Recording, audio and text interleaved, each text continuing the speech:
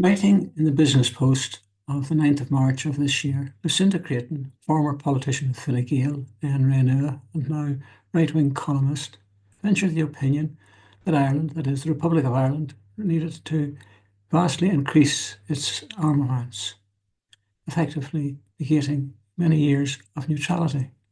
This opinion has been challenged in the following podcast by Barry Murray, who ventures his opinions and reflects on the article. Lucinda Creighton, that wannabe warmonger from Fine Gael formerly and a leader of Renua, was writing in the Business Post on the 9th of March 2025 on page 20 about ensuring that Ireland is arming for war, killings and death. Linda clearly wants war, but she has no interest in peace or no interest in building the Irish Health Service or building houses in Ireland. There's no money for that. There has to be lots of money for weapons of death and killing. And she justifies this by saying that the guarantee of peace is gone in Ireland and that we must be prepared. And she goes on to say that Ireland's an obvious target for Putin and Russia. I don't know where that came out of. And in the eventuality of war, it'll be a hybrid war. All wars are hybrid, made up of many different elements. I don't know what that significance of that is, but Lucinda seems to know. She'd know more about these things than we do. Of course, what has sparked all this is her claim that America has abandoned the security of Europe. I think we would doubt that very much, but that's the justification now for calling for Ireland to be armed to the teeth. Of course, she thinks that this is great for Putin, that he'll think all his birthdays came at the one time. He's delighted. And she's also saying that, Russia, no, not even Russia, the USSR wants to rebuild its imperial construct. I thought the USSR was gone in 1991, but seems not. And that Putin wants to recreate the borders of that USSR. But anyway, leaving that aside, I wonder, is it the case that Lucinda is trying to store up this long dead Red Scare scenario, sort of latter-day McCarthyism? But it appears that Russia, according to Lucinda, is going to invade Estonia, Latvia and Lithuania.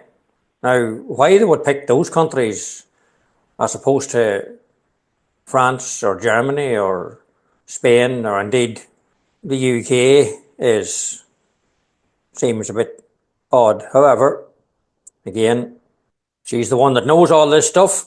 And of course she has it. She has all this information from German army intelligence. They're even predicting that Europe will be invaded by Russia by 2029. She also seems to be an authority on all these things of war, that there'll be a hybrid war, there'll be a multiplicity of tactics and propaganda and cyber attacks. So is that not what happens in bourgeois wars anyway? But maybe Lucinda's trying to sort of cover every eventuality and using a long list of contrived excuses, and some of them will be right. And then she sort of throws in the wee dagger that, those who think along the lines that this war is not our war would better wake up. Now, what war exactly she's talking about is kind of hard to say, but there's some kind of a war in her head anyhow.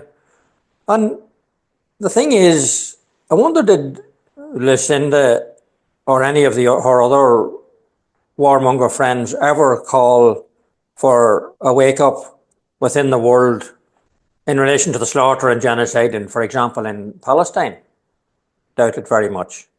And then goes on to cite that evidence of Russia's intent was the cyber attack on the HSE computer system in 2021 in the 26 counties.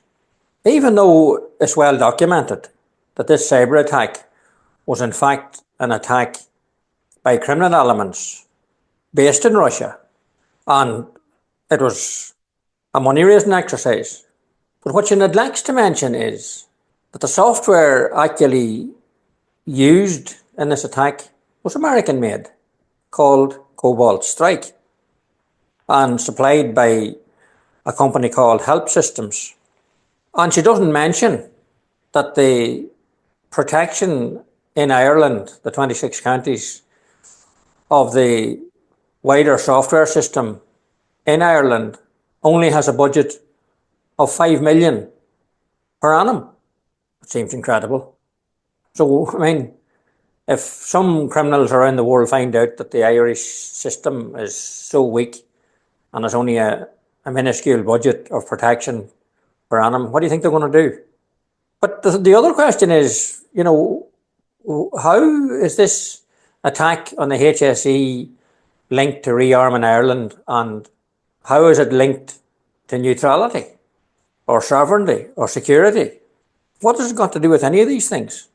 But to strengthen her case, then she starts to talk about, you know, potential attacks on the subsea cables going in and out of Ireland. And it seems this is a very big issue because many other warmongers are talking about these subsea cables as well.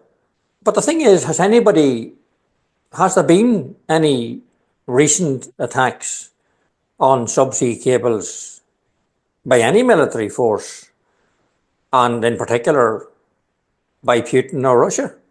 But then, of course, there's a complete silence on the fact, and she doesn't mention it, the blowing up of the Nord Stream pipeline, which supplied gas between Russia and Germany in particular, and Europe in general. That's not mentioned. And the fact that the Americans and others in the Western world have refused to release any information on what the investigative details have so far found about that attack is interesting, to say the least. But of course, the Americans now seized the opportunity, or maybe we should say created the opportunity, and they're supplying their fracked gas, liquid gas, to Europe now at more expensive, but doesn't matter. And for some strange reason, she claims that it's evidently arguable that the policy of neutrality is self-defeating. So somehow or another, neutrality, a country's neutrality, is self-defeating. How could that be? And it lacks any moral basis and has nothing to do with the failed, mind you, triple lock process. I mean, that seems to be just standing logic completely on its head. And the problem is that the UN part of the triple lock system for her will be controlled by the permanent members of the United Nations Security Council. But of course, the only permanent members that she's concerned about is China and Russia. No mention of America. And no mention, of course, that America has continually voted any motions to stop the genocide and slaughter in Palestine. But that doesn't count here. But in any event, the logic from her perspective is that she doesn't want China or Russia to have any say, or as she terms it, a veto over the Irish army going to war. And certainly no spending of more money on weapons, of war, death and destruction.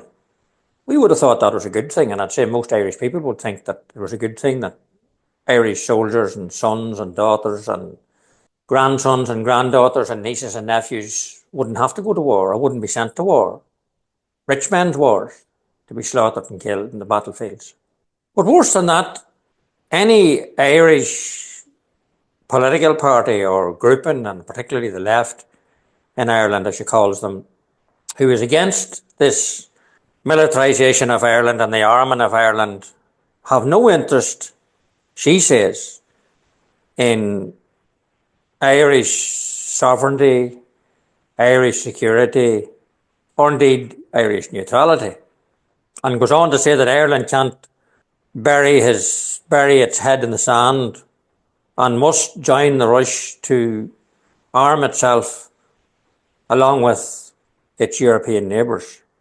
And all of this, she says, is to protect the 1945 peace agreement, which we take for granted, she says.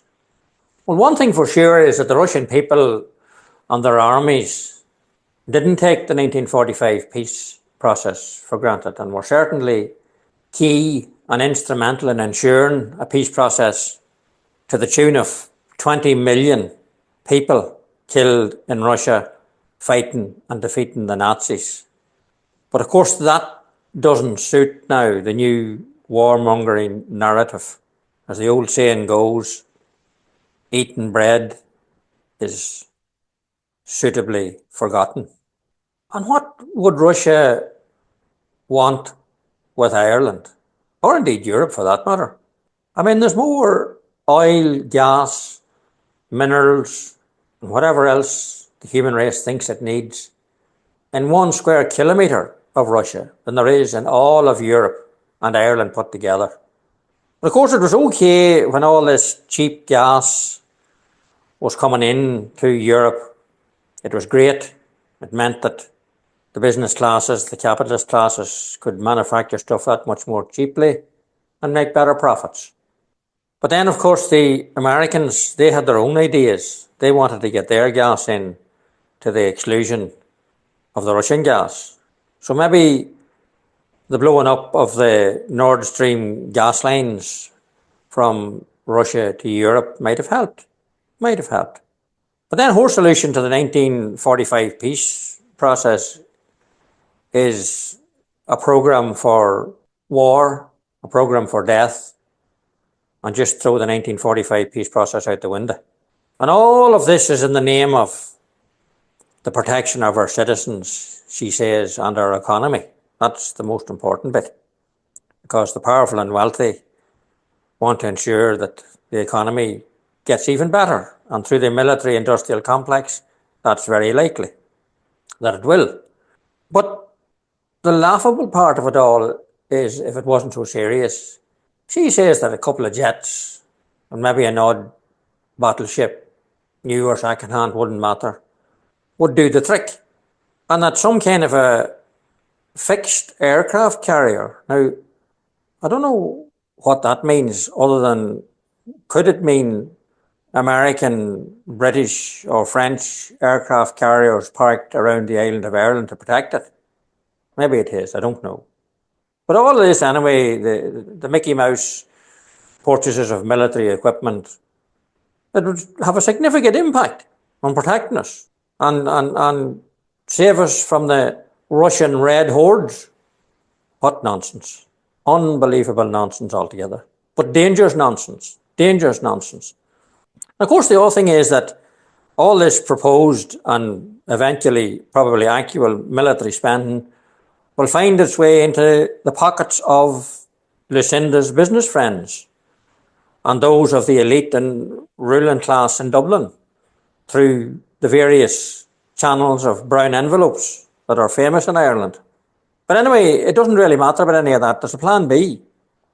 And apparently negotiations are underway, with the British no less, to form a collective security approach on our shared waters and airspace. But generous that Lucinda is, she says we cannot expect the British, the poor British, to foot the bill entirely, that we have to chip in. And finally, she reiterates that the guarantee of peace is now gone, and Europeans and Irish in particular, from her perspective, need to assume a bit of responsibility, top themselves on in securing our own continent. Now, we're an island, but we must be part of a continent now. But then she kind of covers herself by saying that, none of this will be easy. And is that correct, or is that correct? Of course it won't be easy. And who will it not be easy on? It won't be easy on the poor, the working poor, and all those population of Ireland who haven't, are struggling to survive, are waiting on houses, on long waiting lists for health and whatever else. So that's the proposal for Ireland that Lucinda Creighton and many of our cohorts in the ruling classes in Dublin want to bestow upon Ireland. Gurmayagat.